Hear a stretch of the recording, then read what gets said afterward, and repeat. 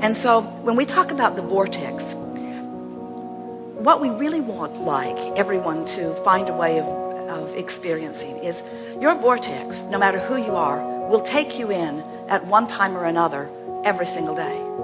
Something will happen where you will come into alignment with who you are. It might be a bird that you see. It might be a piece of the sky that you see. It might be a fragrance that comes past you. It might be a piece of a song that you hear. It might be, Jerry talks about a time former in his life experience where he was in such a state of depression he could not pull himself out. And the harder he tried, the worse it got. The more he beat upon himself for being depressed, the more depressed he felt. And then one day, he just followed an impulse to go down and sit on the rocks overlooking a lake. Drove for a little while, sat himself there, and a family came. They were not aware of him, would not have wanted to be aware of him because he was sort of lurking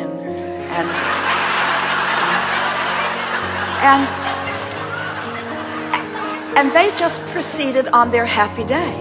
They were nice to each other. They were complimentary of each other. They were excited about the day. They laid out their picnic. They got in their boat. They just beed the happy, tuned in, tapped in, turned on people that they were. And as Jerry simply sat and observed them, his depression lifted off of him because he stopped facing the issue. He stopped struggling in the injustice. He stopped going down his list of pros and cons and rights and wrongs. In other words, he just let go for a moment, and like the cork that floats back to the surface, he came back into his alignment.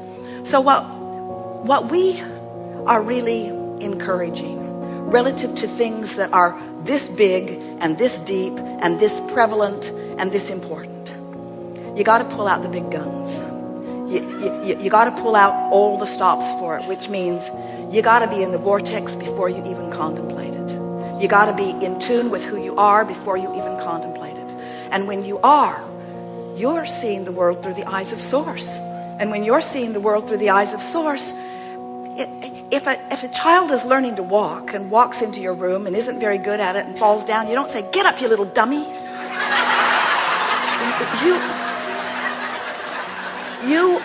You know that this child will find its balance, and you give it only encouraging words. And yet when someone is out of the vortex and not feeling good and misbehaving and treating people badly, there's a tendency to say, "You need to be excluded from our society, and we need to punish you into compliance, and we need to educate you into a better way of life." And none of that works, because you just cannot motivate from outside the vortex. You can only inspire from inside the vortex. How are you in the vortex, Abraham, and honor the pain or the discomfort? Can't do it. Can't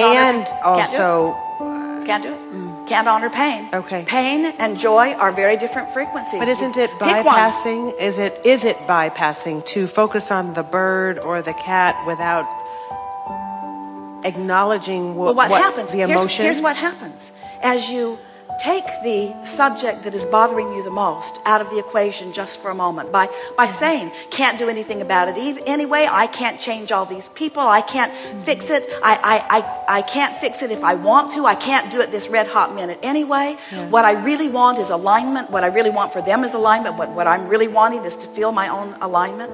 So you just kind of try to talk yourself into that general place.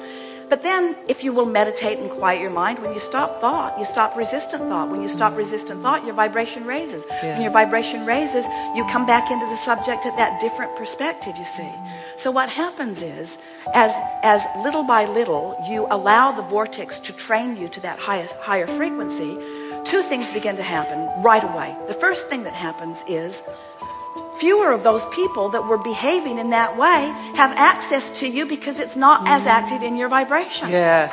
Now, some would say, but isn't that putting your head in the sand? Isn't that just carving out this little nice world for yourself and leaving all of the others out there to deal with whatever it is that they're dealing with? And we say, it might be that, but the alternative doesn't work anyway. In other words, you can't go out of the world. Yeah. You can't get sick enough to help a sick person get well. You can't get poor enough to help poor people be prosperous. You can't get mean enough to help mean people get nice. You see, you can't feel pain about their suffering and be, as Jesus was, in vibrational alignment with their well-being. You just can't do it. You can't make those vibrational shifts, you see. Yeah. So is it appropriate for you to feel the sting of injustice? Of course it's appropriate. That's part of the sifting of the contrast. You couldn't give birth to the brighter, better world if you didn't see some of it that isn't so good. You couldn't ask with the clarity that you do.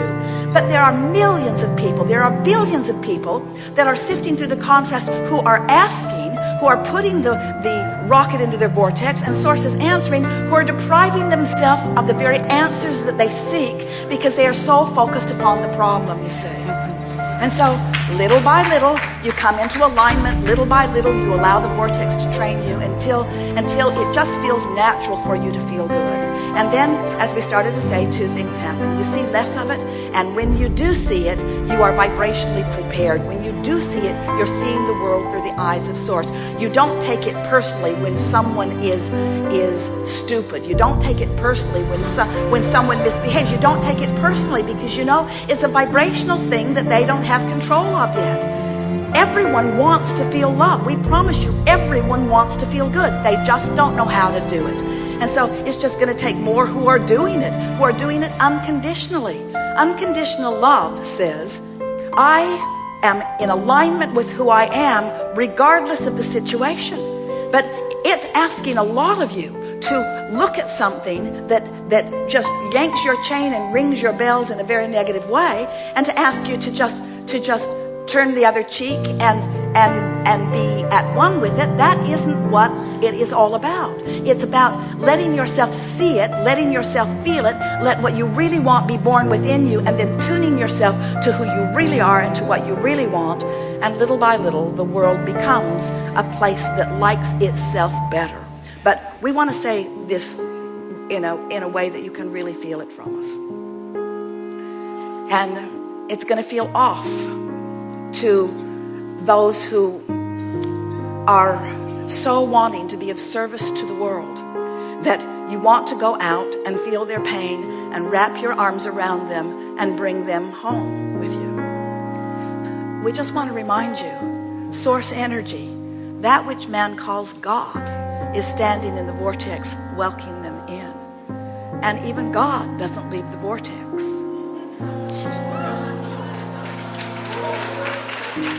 Because if that were to happen, you wouldn't feel the disconnection. In other words, Esther will say, she said it on a pretty regular basis, Abraham, come out of the vortex with me now.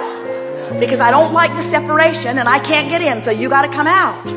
And she discovers we never come. We never, ever, ever, ever come. That's the way all of this works. In other words, Source energy always maintains the highest vibration and the greatest love that has been created. And you have no choice but to line up with that, you see.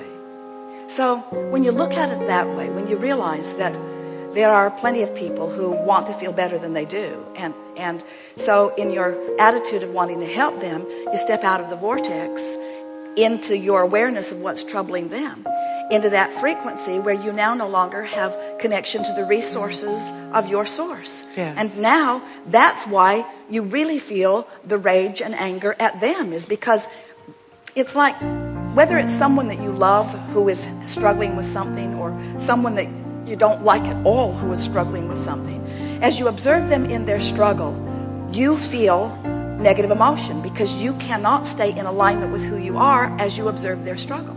And then your attitude usually is, I need you to clean up your act because I want to feel good, and when I look at you, I don't feel good. So you need to do this and this and this and this and this, because I need a manifestation here, because I don't have the ability to stay in alignment with my Source energy. I'm just an observer, and what I'm observing isn't good. So you need to do something about it, which is totally giving your power away, totally disempowering yourself, you see.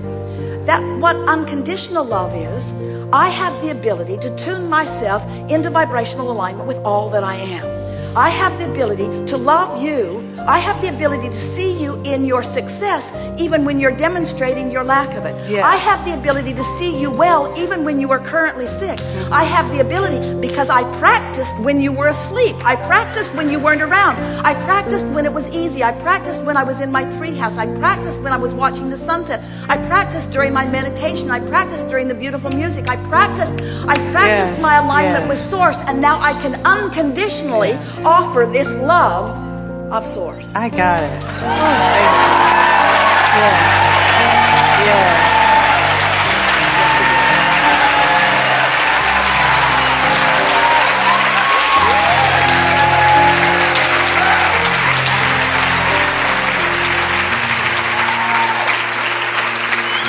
You see, and you can't feel that way without being there. In other words, that you're in the vortex, you're in alignment with who you are. In other words, and the question as it began is non-existent now, isn't it? Irrelevant completely.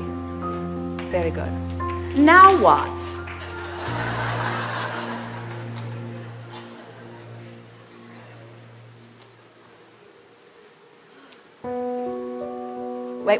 Wait. This finger, keep coming. This finger points at so many people at the same time. Sometimes we point over there and they come from over there. It's very strange. Very strange.